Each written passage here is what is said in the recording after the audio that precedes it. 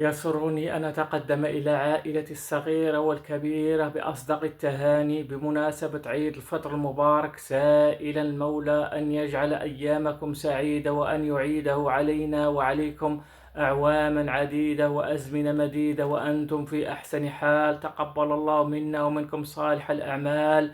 اليوم تقام صلاة العيد في مدينة الجديدة مع الساعة 7:30 بالتوقيت المغربي، وفي المدن الأخرى مع 8، سائلين من الله أن يتقبل منا صالح الأعمال. شهر رمضان انتهى، نطلب من الله سبحانه وتعالى أن يغفر لنا ما تقدم وتأخر من ذنبنا، وأن يرزقنا ويهدينا إلى الطريق السبيل، وأن يجعلنا من عباده الصالحين، وأن يغفر لنا ويهدينا إلى الطريق المستقيم، وأن يتقبل لنا جميع أعمالنا ويهدينا وينور طريقنا ويبعد عنا كل أذى ويحمينا ويغفر لنا ويهدينا إلى الطريق المستقيم ويبعد علينا كل أصحاب السوء ويحمينا ويهدينا. تقبل الله منا ومنكم صالح الأعمال، وشكرا لكم.